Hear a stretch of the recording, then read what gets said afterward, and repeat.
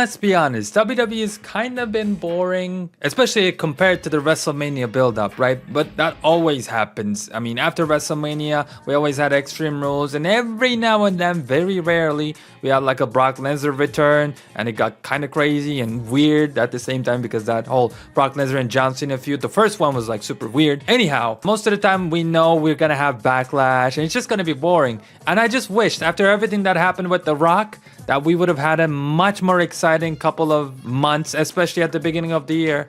Because, I mean, at the very least, we had Raw after WrestleMania back then, right? But this year, it's just been underwhelming. But I think with Clash at the Castle arriving, and especially leading up to Money in the Bank, things are about to pick up again. And hey, I'm happy for that. But today I just want to talk about Clash at the Castle real quick, especially Bianca Belair, Jade Cargill, basically John Cena and Randy Orton from 2009. I mean, if you used to watch, like, I think they did a segment where Cena and Orton, could have been someone else, they basically took on the entire Raw roster and they might have won. So why I'm saying that? It's because Bianca and Jade Cargill, again, are at that power level. So they're going up against the hometown girls of Alba Fire and Isla Dawn. I especially like Alba Fire. I think like in the ring, she's untouchable. Basically, maybe the best women's wrestler out there in the WWE, maybe. She's honestly that good. Promo-wise, obviously, alongside Isla, she leaves a lot to be desired. Shayna Baszler and Zoe Stark, they're there just to take the pin. And yeah, it's gonna be sad for Alba and Isla, but hey, Bianca and Jade, they're just too powerful. Like I said, they're taking this match. Next up, we got a feud that's been going on for a millennia now. Sami Zayn and Chad Gable. And me, unfortunately, I'm not getting too interested in this. Now, I will give Chad Gable and WWE the kudos that they deserve, because this Otis turning storyline, him go crazy, and is he gonna hit him? Is he gonna calm down? That whole thing is very interesting, and way more interesting than it's supposed to be. But that's because Chad Gable is playing the role perfectly. Sami Zayn is not doing much, but hey, he's still playing his role well. And most importantly, better than everybody else, Otis, with that facial expression, with being, you know, confused or like conflicted all the time. He does it so well. Like, Otis is really the MVP of this whole storyline right now. And on top of that, Chad Gable gets the "You Suck" chants now. I love that. I hope that continues. I also hope that the crowd in Scotland does a better job than they did, you know, last time. Because, you know, I want them to see what happened in France and kind of go like, okay, you know what, we can beat this, we can beat these guys, let's go. I was gonna try to do a legit Scottish accent, but there's no way I can do it. But yeah, I think Chad Gable should win this. If he loses here, I wouldn't be too surprised. You know, we have his whole contract situation. We don't know if he's signed yet. He might be, you know, wrestling not under a contract or anything strict per se. If he loses, that's gonna be super interesting. I can still see him winning, you know, all the way over to the SummerSlam event, but I think that's just gonna be too late. Right now, Sami Zayn is basically Becky Lynch, in the sense that, you know how Becky Lynch took the title from Liv Morgan for a second just so she could be a buffer, a bit of a transitional champion.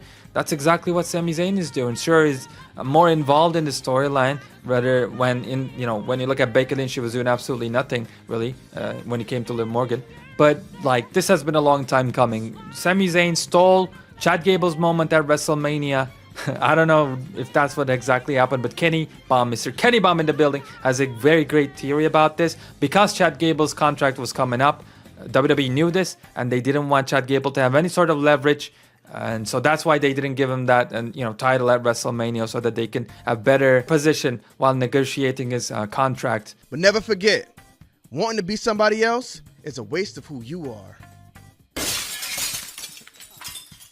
I don't know if that's true. Could be true. Does make a little bit of sense. But anyway, Chad Gable needs to win this. Finally get the title. That's when I'll be truly interested in what he's doing, because I love Chad Gable. Even when he was Shorty G back in the day, I thought that was a huge injustice. I thought this guy was super talented.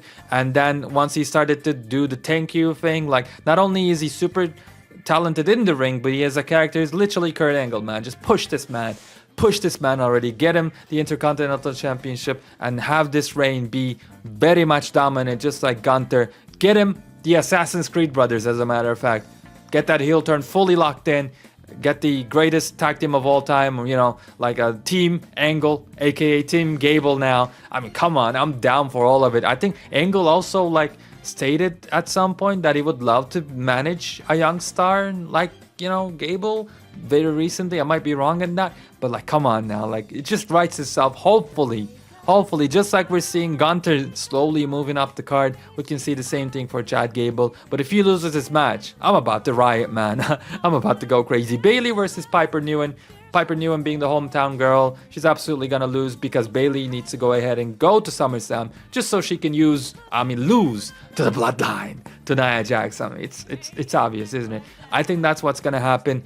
Regardless of what happens, though, I feel really sad for Bayley because she's one of my favorite women's wrestlers of all time, and the fact that she's being treated like this, her reign has been treated horribly. She's doing absolutely nothing. And before she started her reign, she was also getting treated horribly as well. Like, I don't know. I think the WWE hates her. I even made an entire video about that. But anyways, Bayley is going uneventfully to SummerSlam, again to lose to Nia Jax. So she's taking this match. I quit match between Cody Rhodes and AJ Styles now.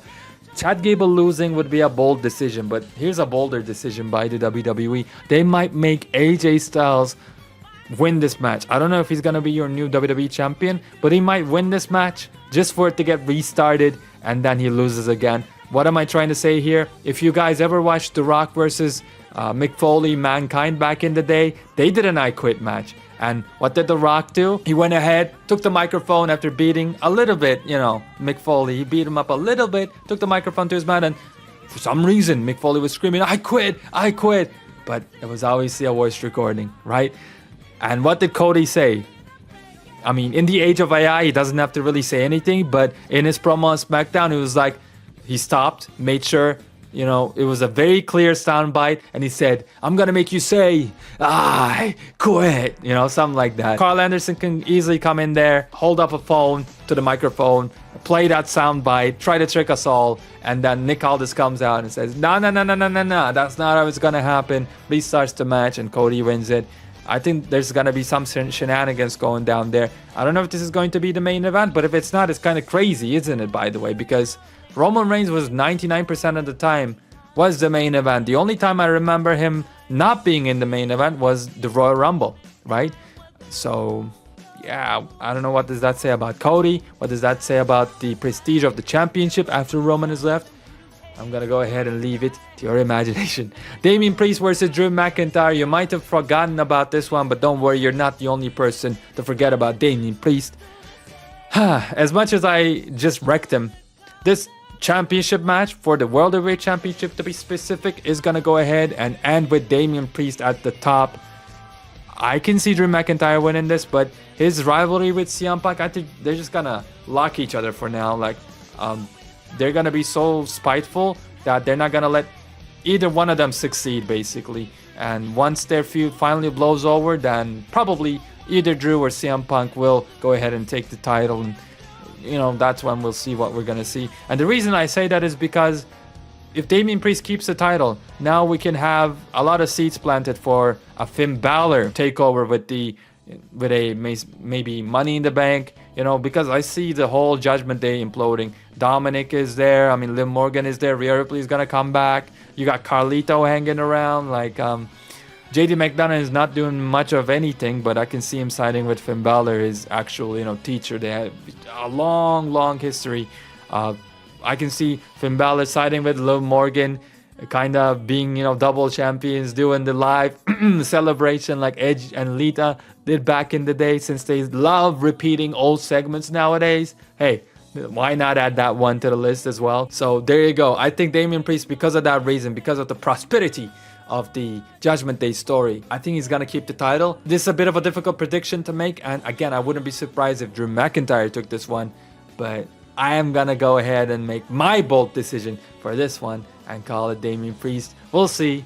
Other than that, though, I am pretty confident on every other match besides Chad Gable and Sami Zayn. But just like how I said in the beginning of the video, things now are getting a little bit more interesting. And right after this pay-per-view, we're gonna have, Money in the Bank qualifiers start. And so it's gonna just keep on picking up and up and up and up. And I'm happy about that. But yeah, what do you think about WWE Clash at the Castle? Type down your predictions in the comment section. That being said, ladies and gentlemen, I'll see you on the next one.